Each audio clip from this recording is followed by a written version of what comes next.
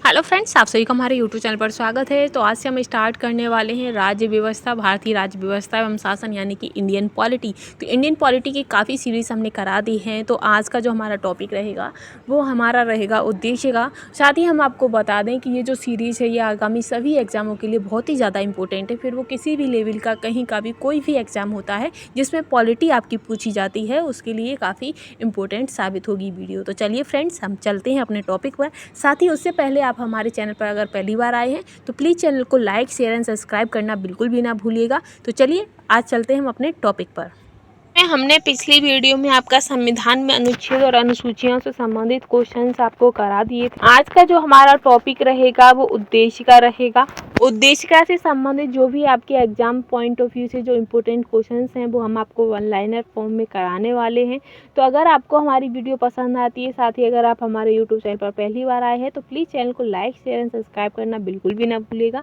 तो चलिए हम स्टार्ट करते हैं। तो हम आपको बता दें उद्देशिका जो आपके स्टार्ट होती है वो है कि हम भारत के लोग भारत को एक पूर्ण प्रभुत्व संपन्न समाजवादी पंथ निरपेक्ष लोकतंत्रात्मक गणराज्य बनाने के लिए तथा उसके समस्त नागरिकों को सामाजिक, आर्थिक और राजनीतिक न्याय, विचार, अभिव्यक्ति, विश्वास, धर्म और उपासना की स्वतंत्रता, प्रतिष्ठा और अवसर की समता प्राप्त कराने के लिए तथा उन सब में व्यक्ति की गरिमा और राष्ट्र की एकता और अखंडता सुनिश्चित करने वाली बंधुत्वता बढ़ाने के लिए दृढ़ संकल्प होकर अपनी इस संविधान सभा में आज को द्वारा इस संविधान को अंगीकृत, अधिनियमित और आत्मर्पित करते हैं। तो ये जो आपकी उद्देशिका है यानी कि प्रस्तावना है, तो इसमें प्रस्तावना से संबंधित भी आपके बहुत सारे क्वेश्चंस पूछ लिए जाते हैं। जैसे कि आपकी प्रस्तावना किस से स्टार्ट होती है, तो वो है आपका हम भारत के लोग। इसमें कैसी समाजवादी दी गई है, तो पंथ निरपेक्ष लोकतंत्रात्मक गणराज्य। ठीक है,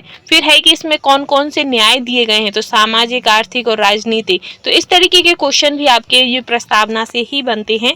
तो इसमें जो आपका पहला रहेगा कि भारतीय गणतंत्र की 26/1/1950 को सही संवैधानिक वस्तु स्थिति जब संविधान लागू किया गया था तो संपूर्ण प्रभुत्व संपन्न लोकतंत्रात्मक गणराज्य के रूप में लागू किया गया था। आगे है कि संविधान में हमारे राष्ट्र का उल्लेख किया गया है, तो भारत तथा इंडिया के नाम से हमारे राष्ट्र का उल्लेख किया गया है।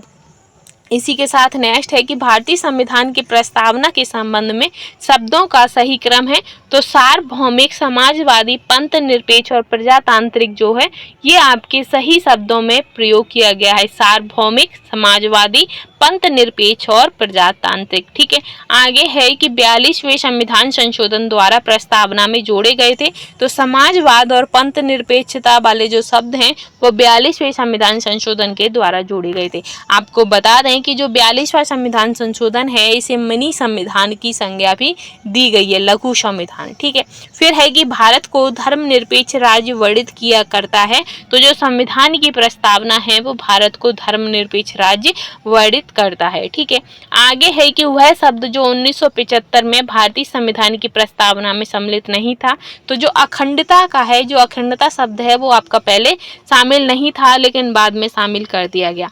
आगे है कि भारतीय संविधान की प्रस्तावना में भारत को घोषित किया गया है, तो एक सार्वभौमिक, सामाजिक और धर्मनिरपेक्ष प्रजातांत्रिक गणराज्य के रूप में भारत को घोषित किया गया है। ठीक है, इसी के साथ हम आगे बढ़ते हैं कि उद्देशिका से संबंधित कुछ क्वेश्चन और पूछे जाते हैं कि जैसे कि पंडित लाल नेहरू द्वारा ऑब्जेक्टिव प्रस्ताव अंतर्गोत्वा उद्देशिका बना था। यानी कि अब क्वेश्चन आता है कि उद्देशिका का जो प्रस्ताव है वो किसने पारित किया था, तो पंडित लाल नेहरू ने किया था। ठीक है, फिर है कि इसकी प्रवृत्ति न्याय अन्योन्य नहीं थी। ठीक है, फिर है कि संविधान की विशिष्ट प्रावधानों को यह रद्द नहीं कर सकता था। ठीक है, आगे है कि भारतीय संविधान की उद्देशिका में संशोधन किया गया था, तो जो आपकी 42वां संविधान संशोधन के द्वारा हमारी जो उद्देशिका है, प्रस्तावना है, उसमें संशोधन किया गया था। ठीक है, आगे है कि वह शब्द जो 26 नवंबर 1949 को अंगीकृत भारतीय संविधान की प्रस्तावना में सम्मिलित नहीं थे,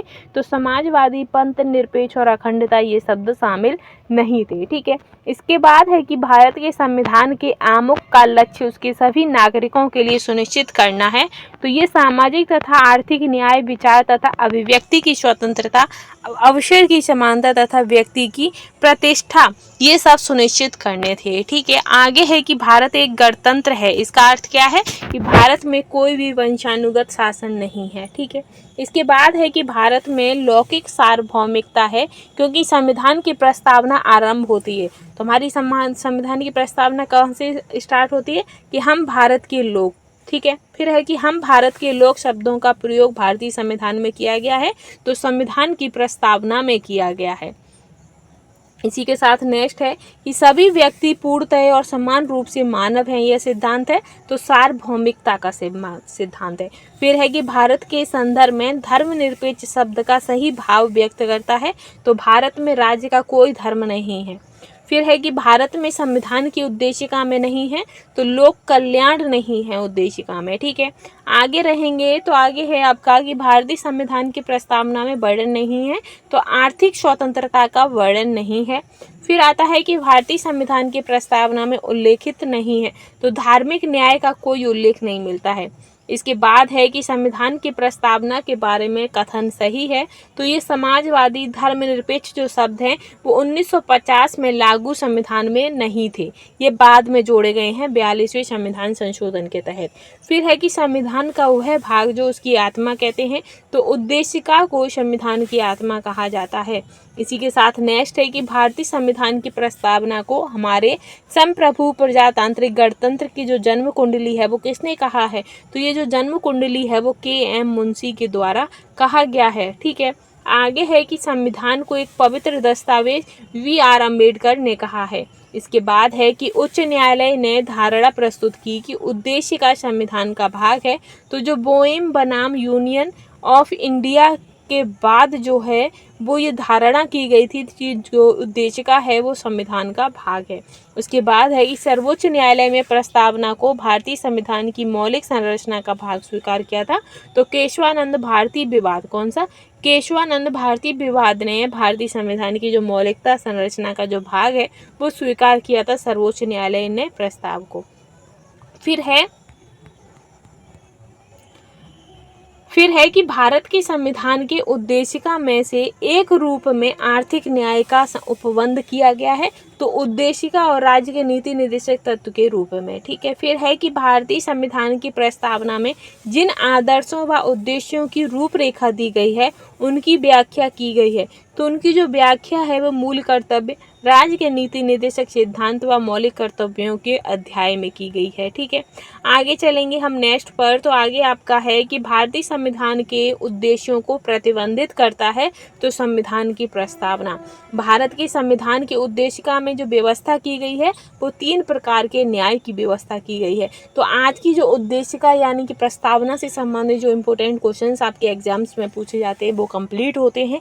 नेक्स्ट वीडियो जो आपकी रहेगी वो शासन प्रणाली रहेगी। शासन प्रणाली से संबंधित जितने भी आपके इम्पोर्टेंट क्वेश्चन जो कि एग्जाम पॉइंट ऑफ व्यू से इम्पोर्टेंट है वो सारे हम आपको कराएंगे।